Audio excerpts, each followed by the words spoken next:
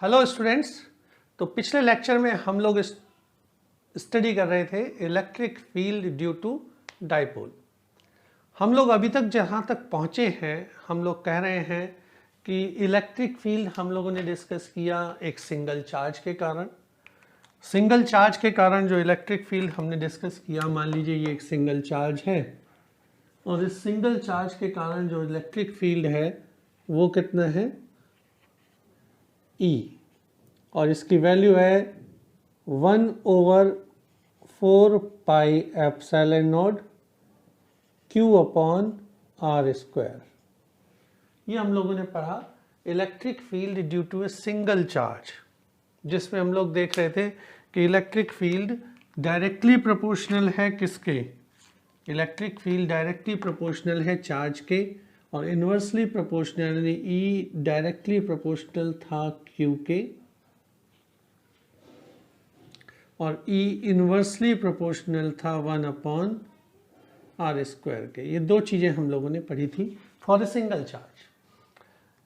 उसके बाद हम लोगों ने अपने आगे चले और आगे चलने के बाद हम लोग आए डाइपोल पर। डाइपोल मीन्स दो charge, two equal and opposite charge. और उसमें क्या क्या हम लोगों ने पढ़ा, हम लोगों ने पढ़ा भाई कि एक चार्ज होता है -Q, दूसरा चार्ज होता है +Q। एक ये रहा -Q, दूसरा ये रहा +Q, और दोनों के बीच का डिस्टेंस होता है, ये हो गया जिस सेंटर से डिस्टेंस A, ये हो गया सेंटर से डिस्टेंस A, ये टोटल डिस्टेंस हो गया 2A। ये हम लोगों ने पढ़ा था कि इसे हम कहते हैं dipole. Dipole means equal and opposite charge at A short distance. क्या कहते हैं? Equal and opposite charge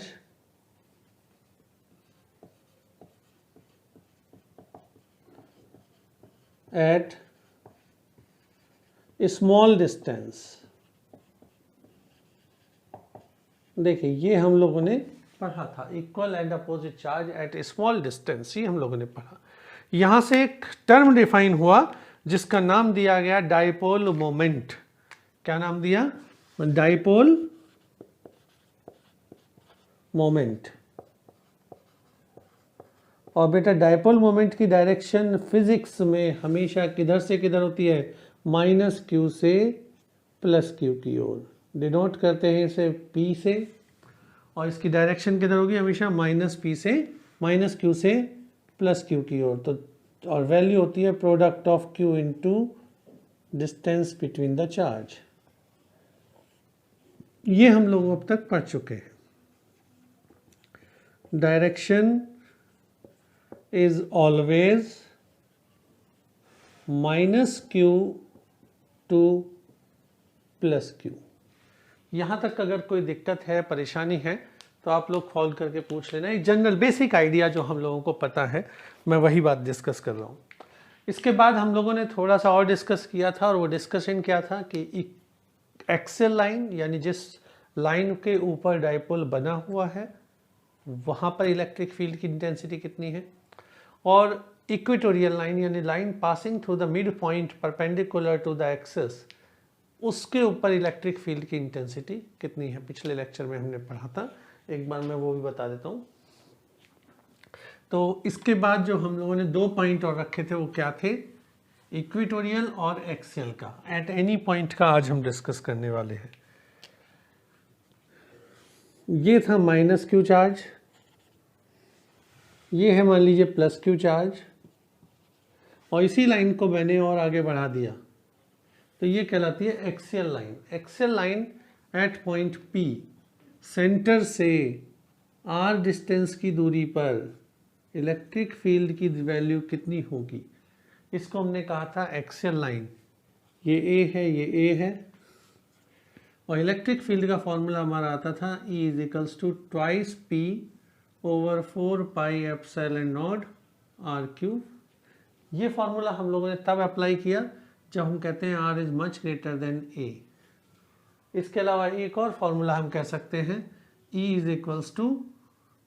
2 PR/4 pi epsilon not R² - A² का होल स्क्वायर। देखिए ये और ये दोनों फॉर्मूले हमारे पास इलेक्ट्रिक फील्ड इंटेंसिटी के हैं। दोनों फॉर्मूले इलेक्ट्रिक फील्ड इंटेंसिटी के हैं। ये वाला तब यूज़ करेंगे जब r बहुत बड़ा होगा a से, यानी डिस्टेंस बहुत ज़्यादा होगी, और ये तब करेंगे जब कंपैरेटिव होगा, यानी जब बहुत ज़्यादा डिफरेंस दोनों के बीच में नहीं होगा। सेकंड पॉइंट जो हम लोगों ने किया था कल के लेक्चर में, पिछले लेक्चर में, वो था हमारा इक्वेटोरियल लाइन पर, यानी ये एक डाइपोल है, डाइपोल का मतलब वही -q + q, दोनों के बीच का एक डिस्टेंस हो गया 2a, और इससे परपेंडिकुलर ऊपर या नीचे कहीं भी जा सकते हैं। मुझे इलेक्ट्रिक फील्ड इस पॉइंट P पर निकालना है, ये डिस्टेंस है r। तो कहाँ निकाला हमने? इस पॉइंट P पर। कैसे निकाला वो हम कल डिस्कस कर चुके हैं। मैं इलेक्ट्रिक फील्ड लिख रहा हूँ, E की वैल्यू आएगी at equatorial line P 4πε0 r² + a² की power 3/2, r² + a² to the power 3/2, एक तो आएगा ये। सेकंड, अगर मैं कह दूं r is much greater than a, अगर हम कहते हैं if r is much greater than a, तो ये क्या हो जाएगा? r² + a² can be written as r², और यही हमारा जो फॉर्मूला था ये क्या बन जाएगा? अब बन जाएगा E = P/4πε0 r³। ये हमारे पास दो फॉर्मूले आए, एक आया इक्वेटोरियल पर और दूसरा आया एक्सेल पर। इक्वेटोरियल पर और एक्सेल पर आप देख पा रहे हैं, जो रेड पेन से मैंने किया वो इक्वेटोरियल का है, जो ब्लू से किया है वो एक्सेल का है। अब हम चलते हैं electric field intensity at any point due to dipole, यानी डाइपोल में किसी भी पॉइंट पर अगर हमें निकालना हो तो इलेक्ट्रिक फील्ड की इंटेंसिटी कैसे कैलकुलेट करेंगे। उसके लिए हमें डाइपोल मोमेंट को डिवाइड करना पड़ेगा या उसके रेक्टेंगुलर कंपोनेंट बनाने पड़ेंगे। तो let us understand the problem what is. हम लोग पहले ये देखना चाहेंगे कि प्रॉब्लम क्या है, हम उसको अंडरस्टैंड करते हैं, समझते हैं कि आखिर हम जो करना चाह रहे हैं वो क्या करना चाह रहे हैं, क्या कैलकुलेट करना चाह रहे हैं। डायग्राम में ध्यान से समझना प्लीज। ये चार्ज है -q और ये चार्ज है यहां से +q। मान लीजिए -q चार्ज रखा है एक पॉइंट A पर, +q रखा है B पॉइंट पर, और इनका जो सेंटर है वो है O। इस O से r मीटर की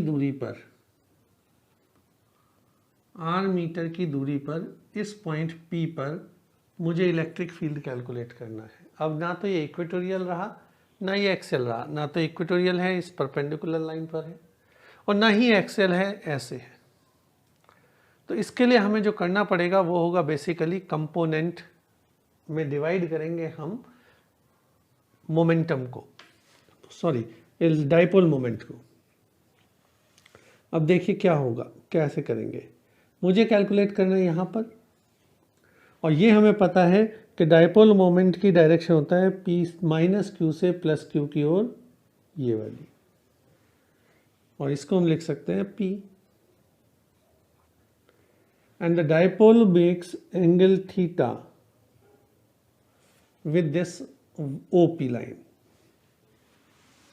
अब एक लाइन तो ये हो गई OP, मैंने इसके ऊपर एक परपेंडिकुलर ड्रा कर दिया OP के ऊपर।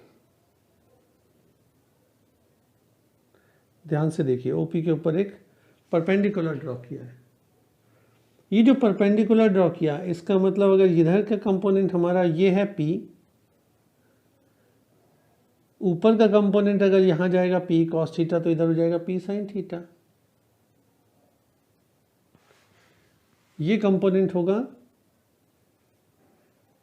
P cos थीटा, ये वाला कंपोनेंट हो जाएगा P sin theta.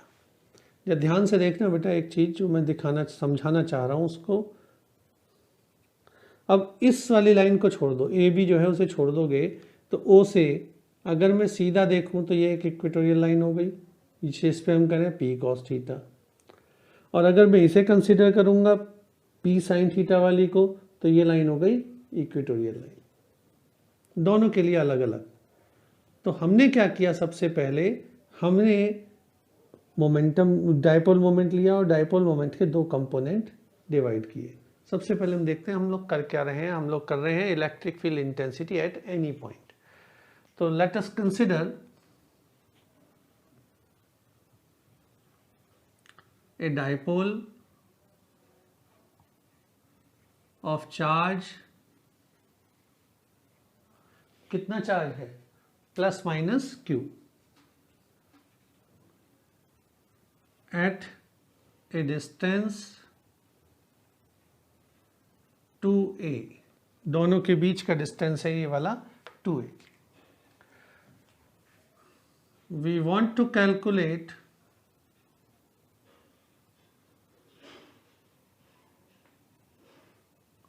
Electric field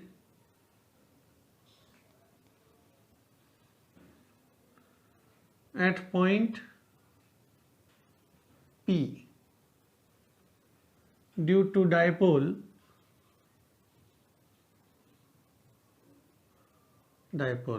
here OP is equals to R, यानी at a distance R। अब इस पर्पस से हम लोग क्या करेंगे, हमने देखा कि डायपोल मोमेंट की डायरेक्शन हमेशा होती है माइनस क्यू से प्लस क्यू पी की ओर।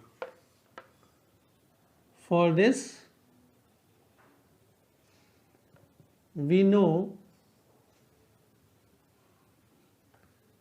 that the direction of dipole moment is always minus q to plus Q, हमेशा माइनस क्यू से वो प्लस क्यू की तरफ होती है। ठीक है, always from minus Q two plus Q, इधर से लेके इधर की ओर। अब क्या होगा, इसके दो कंपोनेंट डिवाइड करेंगे अगर हम अगर हम लोगों को इसको कैलकुलेट करना है तो here the two components of dipole moments are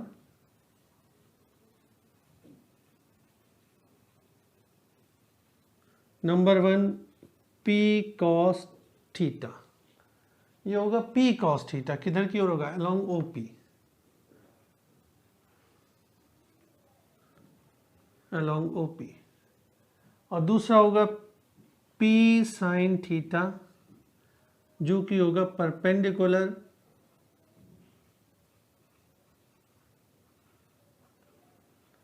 to OP। अब देखो बेटा, जब हम इसे कैलकुलेट करेंगे इलेक्ट्रिक फील्ड किसके कारण, P cos थीटा के कारण, तो उसकी डायरेक्शन होगी अलोंग OP, और जब P sin थीटा के लिए करेंगे तो उसकी डायरेक्शन होगी परपेंडिकुलर। कुछ इस तरह से मैं बना देता हूँ, नोट भी कर लेना। ये E1 होगा और ये E2 होगा, और दोनों एक दूसरे के परपेंडिकुलर होंगे। E1 होगा because of P cos theta and E2 होगा because of P sin theta, दोनों एक दूसरे के परपेंडिकुलर होंगे। तो जब हम यहाँ पर इलेक्ट्रिक फील्ड कैलकुलेट करेंगे, इसका रिजल्टेंट निकाल देंगे, वो हमारे पास आएगा रिक्वायर्ड इलेक्ट्रिक फील्ड। तो यहाँ तक आप लोगों ने कर लिया होगा, मैं इसे रेस करता हूँ, फिर आगे की कंडीशन देख करते हैं सॉल्व।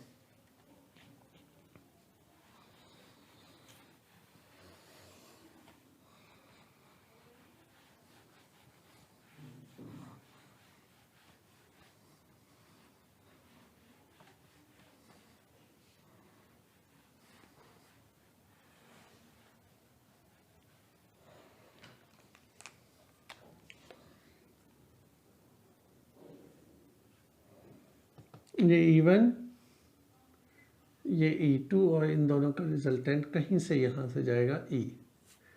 तो देखते हैं E1 कितना आएगा। First of all now electric field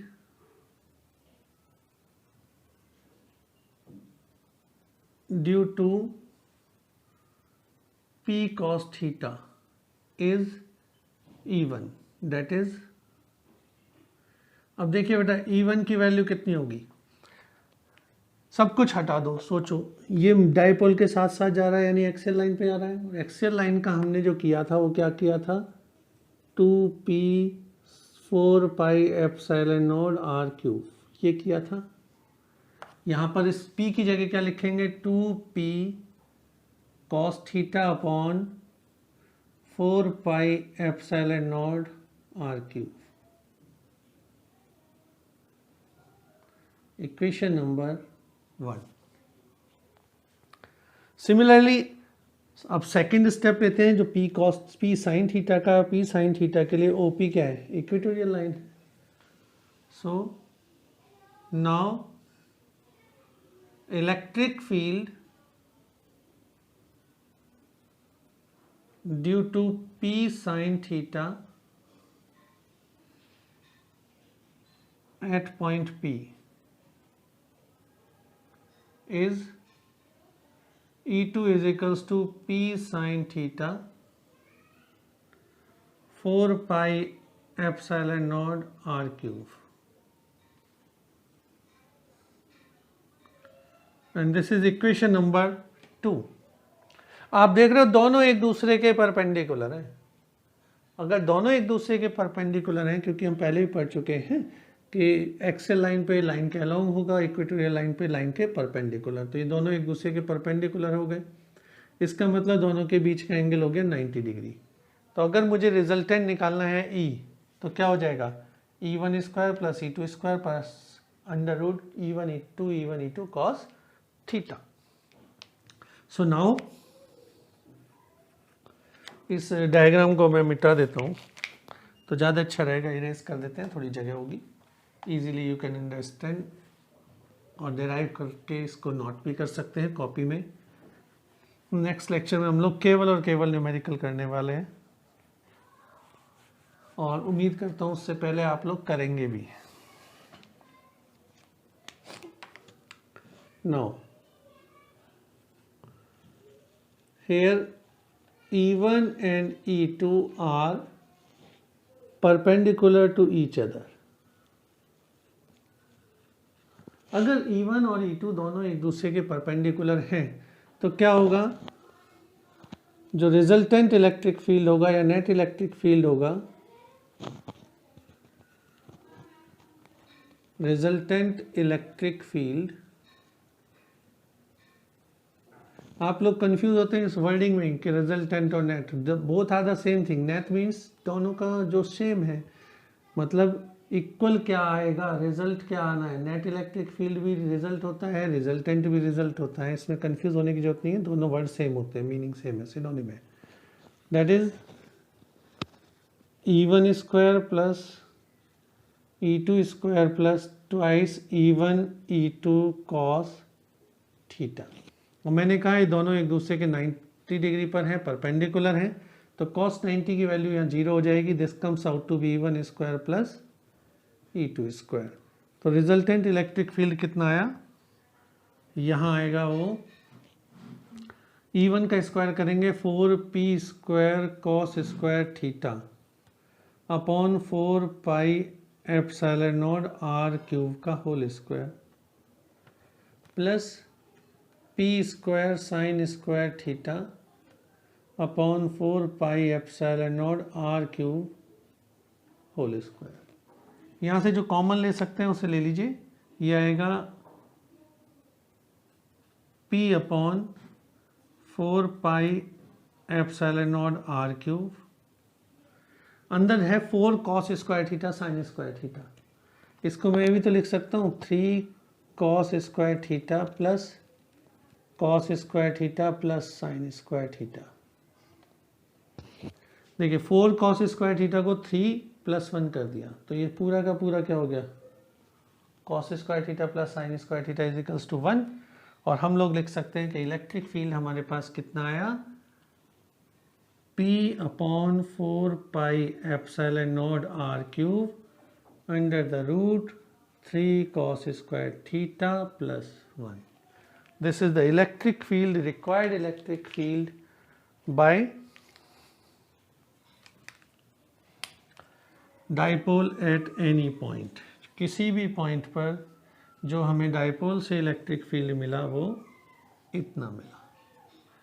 अब इलेक्ट्रिक फील्ड जैसी क्वांटिटी है दैट इज वेक्टर क्वांटिटी, और वेक्टर क्वांटिटी की कोई ना कोई डायरेक्शन होती है। तो उसकी डायरेक्शन निकालने के लिए हम लोग क्या करेंगे, सिंपल E1/2 या E2/V1 करके कैलकुलेट करेंगे। दैट इज, अभी एक बार देख लेते हैं, छोटा सा पॉइंट है। ये जो हमारे पास है ये तो आया इलेक्ट्रिक फील्ड। नाउ हमने कहा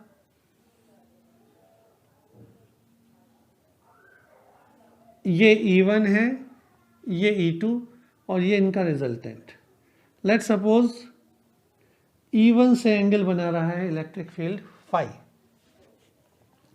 तो tangent phi, this is the angle between resultant, angle of resultant में XY एक्सेल लाइन, और ये हो जाएगा E2/E1। E2 की वैल्यू रख दीजिए आप P sin theta upon 4πε0r³ divided by 2P cos theta upon 4πε0r³। This comes out to be 1/2 tan theta. तो इलेक्ट्रिक फील्ड की जो डायरेक्शन है वो हम निकाल सकते हैं इस रिक्वायर्ड फॉर्मूले से, और वैल्यू निकाल सकते हैं इससे। ये हमारे पास एक बहुत इम्पॉर्टेंट फिनोमेना है, या कह सकते हैं बहुत इम्पॉर्टेंट कॉन्सेप्ट है, जो कि कई बार पूछा भी जाता है, डिस्कस किया जाता है एग्ज़ाम में भी। और आप लोगों को पता होना चाहिए इक्वेटोरियल एक्सिस के साथ साथ कि एट एनी पॉइंट पर कहाँ पर इसकी वैल्यू क्या होगी। तो आज के लिए मैं इतना ही करूँगा कि आप इस टॉपिक को ढंग से स्टडी कर लें। स्टडी करने के बाद आज अपनी बुक खोलकर ज़रूर देखें। बुक में से देखने के साथ साथ जितने भी न्यूमेरिकल्स आपको दिखते हैं वो सभी सॉल्व करने हैं, क्योंकि वो हैबिट नहीं छोड़नी है जो मैंने पहले से कहा है, 5 numerical minimum per day. 5 numerical minimum per day करते जाइए। दुनिया का कोई कंपटीशन, कोई एग्ज़ाम, कोई भी चीज़ आपसे अछूती नहीं रहेगी। So all the best, keep safe, घर में रहो, सुरक्षित रहो, और 5 न्यूमेरिकल का जो फॉर्मूला मैं बार बार बोलता हूँ उसे करो। करने के साथ आज से मैं ये देखना चाहूँगा कि कितने लोग वो 5 न्यूमेरिकल फार्मूला को करने के बाद में रिप्लाई कर रहे हैं कि हाँ सर हमने करे। तो प्लीज़ रिप्लाई कीजिएगा। Okay, all the best.